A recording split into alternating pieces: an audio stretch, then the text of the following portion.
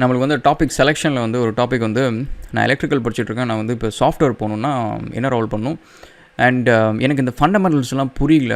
எனக்கு அது இந்த சிஎஸ் ஐடிலலாம் வந்து டேட்டா ஸ்ட்ரக்சர்ஸ் இந்த மாதிரி சப்ஜெக்ட்ஸ்லாம் இருக்குது. எனக்கு அந்த சப்ஜெக்ட்ஸ்லாம் எதுவும் இல்லை.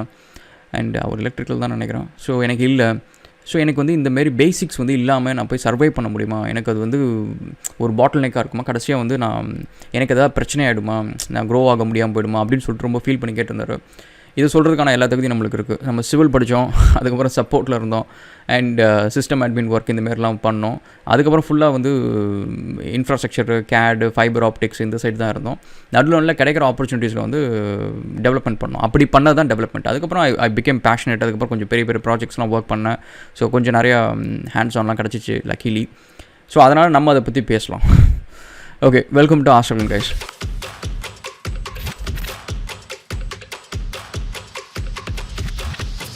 ஸோ இது வந்து நம்மளோட அந்த பார்ட் 1 சீரிஸ் வரைக்கும் போட்டுருந்தோம், how to learn programming languages அப்படின்னு சொல்லிட்டு. ஸோ இது வந்து பார்ட் 2. நீங்கள் பார்ட் 1 போய் கொஞ்சம் பார்க்குறதுனா பாருங்கள், அதில் கொஞ்சம் பேசிக்ஸ் நான் சொல்லியிருந்தேன்.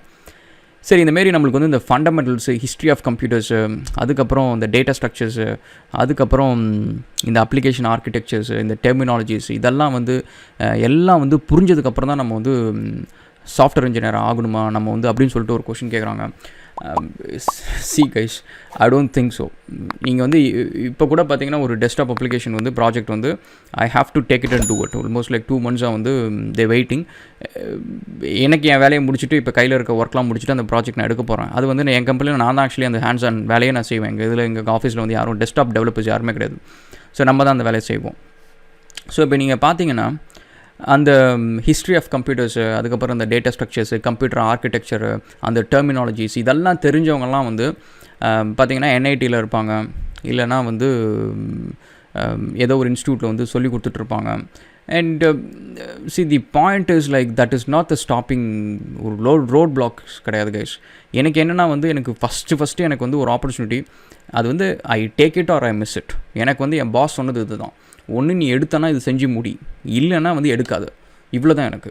ஸோ இப்போ அந்த ஒரு ஆப்பர்ச்சுனிட்டி வந்து எனக்கு வந்து இந்தமாரி ஒரு ப்ளகின் ஒன்று எழுதணும். ஒரு தேர்ட் பார்ட்டி அப்ளிகேஷனில் வந்து நம்ம டேட்டா வந்து ஏதோ ஒரு ஏபிஐ மூலிமா எடுக்கிறோம். அதை வந்து நம்ம ப்ராசஸ் பண்ணிவிட்டு அண்ட் அந்த கேட் அப்ளிகேஷனுக்குள்ளார ஒரு சின்னதாக ஒரு ஆட்டோமேஷன் ஸ்கிரிப்ட் ரன் பண்ணி அதை மிச்ச ஒர்க்கை நம்ம பண்ணுறோம். இது வந்து நிறைய டிஃப்ரெண்ட் வேஸில் பண்ணலாம். ஆட்டோ லிஸ்ட்டில் பண்ணலாம், சின்ன சின்ன மேக்ரோஸ் வச்சு கம்பைன் பண்ணி அந்தமாரி பண்ணலாம். அண்ட் இருக்கிறதுலே கொஞ்சம் டிஃபிகல்ட்டான ஆப்ஷன் எதுன்னு பார்த்தீங்கன்னா .NET எழுதுறது தான். ஒன்று VBயில் எழுதணும், நான் C# எழுதணும். C# நல்ல டிமாண்ட் இருந்துச்சு, ஜாப் டிமாண்ட்லாம் இருந்துச்சு. சரி, ஒர்க் பண்ணாத ஒரு எக்ஸ்பீரியன்ஸ் கிடைக்குமே அப்படின்னு சொல்லிட்டு அதை நான் எடுத்தேன். அதை எடுத்ததுக்கப்புறம் நீங்கள் பார்த்தீங்கன்னா நீங்கள் சொல்கிற மாதிரி இதே கொஷின் எனக்கு இருந்துச்சு, அந்த டவுட் இருந்துச்சு. ஏன்னா அந்த 4 days எனக்கு இருக்குது. அந்த 4 daysக்குள்ளார எனக்கு ஹிஸ்ட்ரி ஆஃப் கம்ப்யூட்டர்ஸு அண்ட் இந்த டேட்டா ஸ்ட்ரக்சர்ஸ் இதெல்லாம் உட்காந்து படிக்கிறதுலாம் எனக்கு டைம் இல்லை. எனக்கு என்ன வேணும்னா ஹலோ வேர்ல்டில் ஆரம்பித்து நான் கோடு கொஞ்சம் கொஞ்சமாக எழுதுகிறேன்.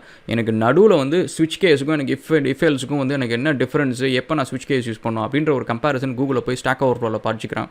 அதில் படிச்சுக்கிட்டு ஓகே இந்த சினாரியோவுக்கு நான் இதை யூஸ் பண்ணிக்கிறேன் அப்படின்னு சொல்லிட்டு யூஸ் பண்ண ஆரம்பித்தேன்.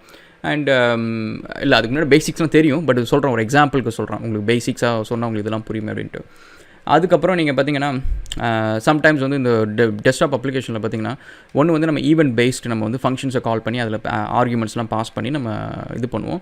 இன்னொரு ஆப்ஷன் வந்து டேட்டா பைண்டிங் இருக்கும். ஸோ இப்போ இது வந்து எந்த இடத்துல எது யூஸ் பண்ணால் பெட்டராக இருக்கும், அண்ட் UI வந்து கொஞ்சம் நல்லா ரெஸ்பான்சிவாக இருக்கணும்னா டேட்டா பைண்டிங் வந்து பெட்டராக இருக்கும் அப்படின்னு சொல்லிட்டு அதை யூஸ் பண்ண ஆரம்பித்தோம். ஸோ இப்போ இதெல்லாம் பார்த்திங்கன்னா அந்த ஒரு சிச்சுவேஷனுக்கு நம்மளுக்கு UI வந்து என்னடா அது UI வந்து சரியாக வந்து ரெஸ்பான்சிவாக இருக்க மாட்டேங்குது. ஒவ்வொரு தரையும் வந்து நம்ம ஒரு பட்டன் கிளிக் பண்ணி ரெஃப்ரெஷ் பண்ண வேண்டியதாக இருக்குது. அப்போ அது எப்படி ரெஸ்பான்சிவாக பண்ணுறது அப்படின்னு சொல்லிட்டு அந்த இடத்துல நம்மளுக்கு ஒரு கொஷின் வருது, அது எப்படி பெட்டராக பண்ணுறது, இல்லை எப்படி பண்ணுறது அப்படின்ட்டு.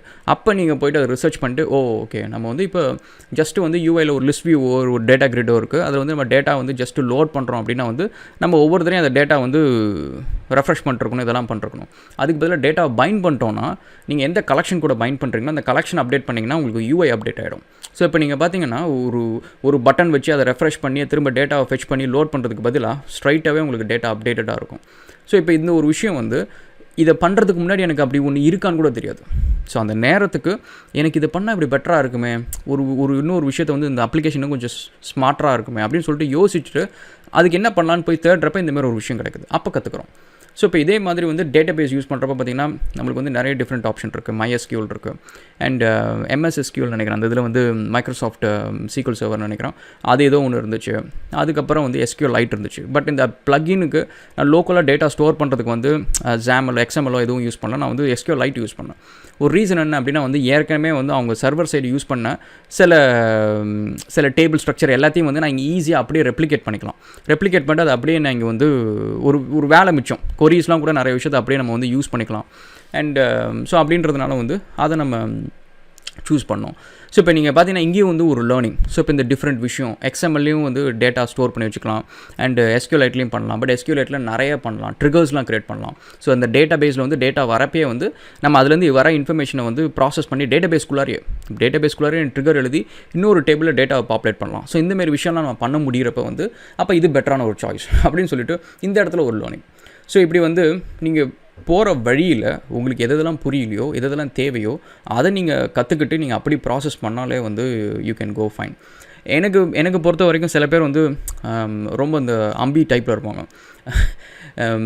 உனக்கு வந்து கம்ப்யூட்டர் ஆர்கிடெக்சர் தெரியணும், உனக்கு வந்து ஃபுல்லாக டேட்டா ஸ்ட்ரக்சர்ஸ்லாம் புரியணும், அது புரியணும் இது புரியணும். எண்ட் ஆஃப் தி டே வந்து அப்படி புரிஞ்சவங்க எல்லோரும் வந்து இப்போ மார்க்கெட் டிஸ்ட்ரப்டிவாக எல்லாம் ஒரு அப்ளிகேஷன் எழுதிட்டாங்களா?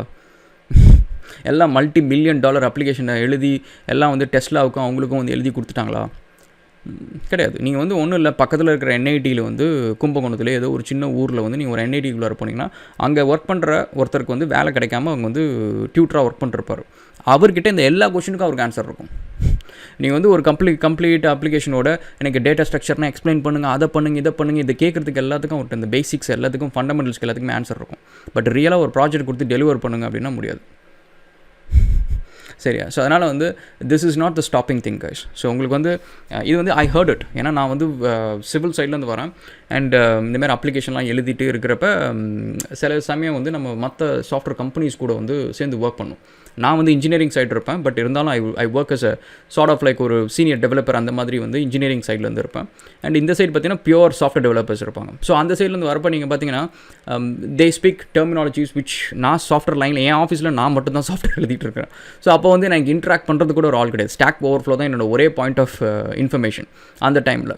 ஸோ அப்போ வந்து அவங்க வந்து பேசுகிற இந்த டெர்மினாலஜிஸ் எல்லாமே பார்த்தீங்கன்னா ஒரு சாஃப்ட்வேர் கம்பெனியில் டிப்பிக்கலாக அப்படி இருக்குமோ அந்தமாரி பேசுகிறாங்க.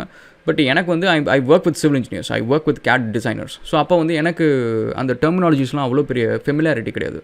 But the point is I can write an effective code, I can get the things done. So இது பார்த்திங்கன்னா அந்தமாதிரி ப்ராஜெக்ட்ஸில் பார்த்திங்கன்னா இட்ஸ் அ காமன் சினாரியோங்க. உட்காந்து மீட்டிங் மேலே மீட்டிங்காக போட்டு பெரிய பெரிய PPTயை போட்டு எல்லாம் பண்ணிவிட்டு நான் உட்காந்து ஒரு 2 நாளில் உட்காந்து அந்த ப்ராஜெக்டை முடிச்சு டெலிவர் பண்ணிட்டு வந்துடுவேன். ஸோ உட்காந்து 4 பஜ்ஜி போண்டா சாப்பிட்டு 10 மீட்டிங்கை முடித்து அதுக்கப்புறம் இன்றைக்கி இந்த ரிசோர்ஸை ஸ்கெடியூல் பண்ணி நாளைக்கு அவனை இங்கேருந்து கூப்பிட்டு இதெல்லாம் வேலையே இல்லை. என் கம்பெனியில் நான் ஒருத்தன் தான் அந்த இதில் இருந்தேன். ப்ரீ சேல்ஸ் அண்ட் R&D அதிலலாம் நான் இருந்தேன். ப்ராஜெக்ட் இது தான். ஸோ இதுக்கு இவ்வளோ போதும், டன். எனக்கு சம்டைம்ஸ் வந்து எக்ஸ்ட்ரா ஒர்க்கு நிறைய ஒர்க் இருக்குது, டைம் ஃப்ரேம் கம்மியாக இருக்குது அப்படின்னா ஃப்ரீலான்சர் இருக்காங்க, அந்த டைமில் ஃப்ரீலான்சர் இருக்காங்க, ஹையர் பண்ணி வேலையை முடிச்சிருவேன். அவ்வளோதான். ஸோ அதனால் உங்களுக்கு இந்த பேசிக்ஸ் தெரியணும், ஃபண்டமெண்டல் தெரியணும், ஹிஸ்ட்ரி ஆஃப் கம்ப்யூட்டர்ஸ் தெரியணும், ஆர்கிடெக்சர் ஆஃப் த சாஃப்ட்வேர் தெரியணும், அது இதெல்லாம் தேவையில்ல கைஸ். ஈவன் என்னோட மற்ற அப்ளிகேஷன் நான் வந்து அப்படி ரிலேட்டடாக போட்டது எல்லாமே பார்த்திங்கன்னா கிட்டத்தட்ட வந்து லேமன் டேர்ம்ஸில் தான் இருக்கும் ப்ரிட்டி மச். ஏன்னா ஐ டெலிவர்ட் $multi-million ப்ராஜெக்ட்ஸ். ஸோ இதெல்லாம் தெரிஞ்சுக்கிட்டு தான் டெலிவர் பண்ணணும்னு அவசியம் கிடையாது. அண்ட் டெலிவர் பண்ணியாச்சு. அண்ட் நிறைய கம்பெனிஸ் வந்து சக்ஸஸ்ஃபுல்லாக they build really large enterprises using my software. So அதனால் வந்து you can learn it on the go. So இது படித்தா தான் உங்களுக்கு வந்து சாஃப்ட்வேர் எழுத முடியும், சர்வே பண்ண முடியும், அப்போல்லாம் கிடையாது. உங்களுக்கு வந்து புரியலையா, உங்களுக்கு அந்த டைமில் வந்து உங்களுக்கு அந்த ஒரு இன்ஃபர்மேஷன் என்னன்னு தெரியலையா, so then you can learn it. எனக்கு WPFல நான் ஃபஸ்ட்டு நான் அப்ளிகேஷன் எழுதுகிறப்ப நிறைய விஷயம் புரியல. ஏன்னா அதுக்கு முன்னாடி வந்து நான் வெப் அப்ளிகேஷன் எழுதியிருக்கேன், ஆண்ட்ராய்டில் ஒரு சின்னதாக 2 ஆப் பண்ணியிருந்தேன் அதுக்கு முன்னாடி. ஸோ அப்போ நீங்கள் பார்த்தீங்கன்னா என்னோடய எக்ஸ்பீரியன்ஸ் வந்து பார்த்திங்கன்னா அந்த MVVM டேட்டா பைண்டிங் இதெல்லாம் வந்து அங்கே நான் அதுவும் பண்ணாத ஒரு கான்செப்ட். அது எனக்கு வந்து அதெல்லாம் இப்போ சுத்தமாக தெரியல. PHP MVC ஃப்ரேம் ஒர்க்குக்கும் அண்ட் .NETல வந்து MVVMக்கும் பார்த்திங்கன்னா ரொம்ப பெரிய டிஃப்ரென்ஸ். அண்ட் எனக்கு வந்து அந்த கோரலேஷன் அதெல்லாம் புரியல, அந்த டெர்மினாலஜிஸ் புரியல, டேட்டா பைண்டிங்னா இது எப்படி ஒர்க் ஆகுது, இந்தமாதிரி நிறைய விஷயம் புரியல. பட் ப்ராஜெக்ட் பண்ண வந்து ஓகே ஒரு ஃபங்க்ஷனை வந்து நம்ம யூஸ் பண்ணுறதுக்கு பதிலாக வந்து டேட்டா பைண்டிங் யூஸ் பண்ணுறோம் அப்படின்னா வந்து it is bit more efficient. UI எல்லாம் தானாக அப்டேட் ஆகுது.